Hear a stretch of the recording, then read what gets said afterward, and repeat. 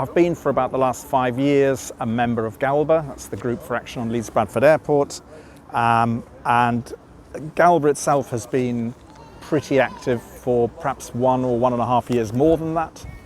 And the reason why GALBA formed was because at that time, that's around about 2019, there were rumours that and noises being made by the management of Leeds Bradford Airport that they wanted to expand their operations.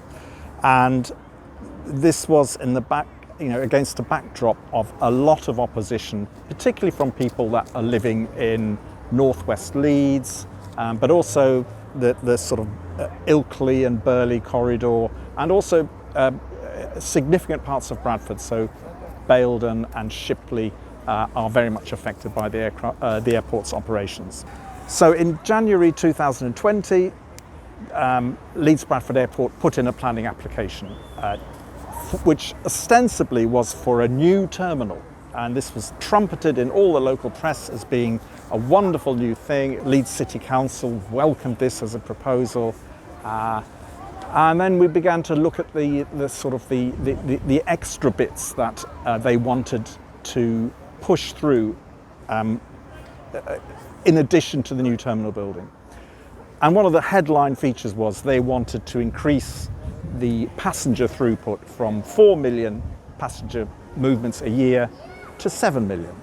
And we were sort of thinking, how are they going to do that? And so again, in the sort of small print, what they also wanted to do was have a relaxation on the night flight hours, and they wanted to do away with the cap on the number of planes that can fly during the night. GALBA decided as a group to oppose the planning application. And so the first thing we did was have a look at what the airport provided in terms of their evidence. And there was a huge amount of documentation, reams and reams of thick, dense documents and reports and stuff like that.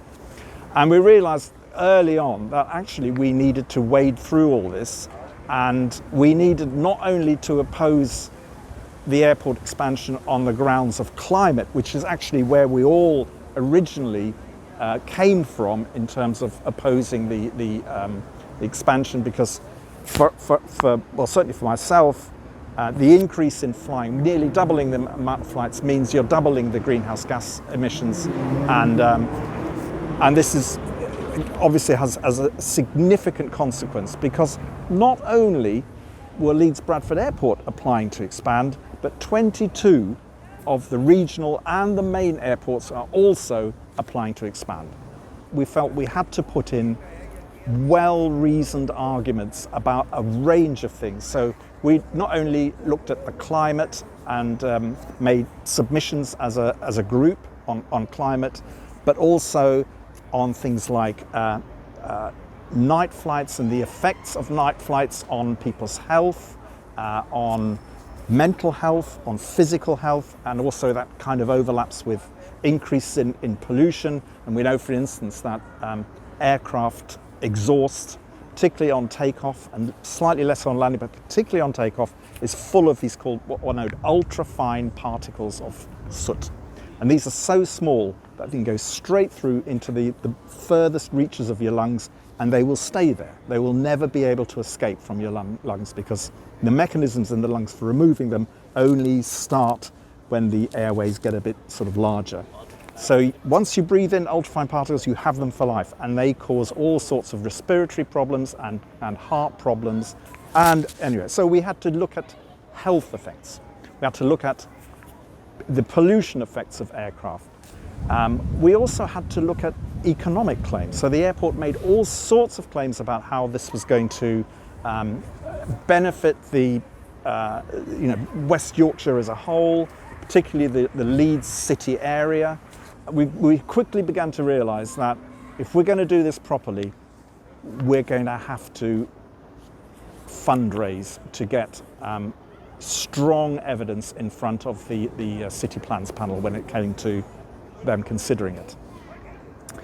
Also, we had to look at things like, are the airport and the council, would they be relying on certain legislation, and you can bet your bottom dollar they are relying on legislation, and it's quite complex case law. So we thought we need a proper legal opinion on this. So we already had close links with the Bristol Airport expansion campaign, and they had this brilliant lawyer, Estelle Dehon, who is just knew this subject inside out, and she was also been involved in the Heathrow expansion stuff and Gatwick. So she is called on to do lots of legal work, and she agreed to represent us. We didn't have a solicitor. She just said she'll come talk to us directly. So more fundraising required.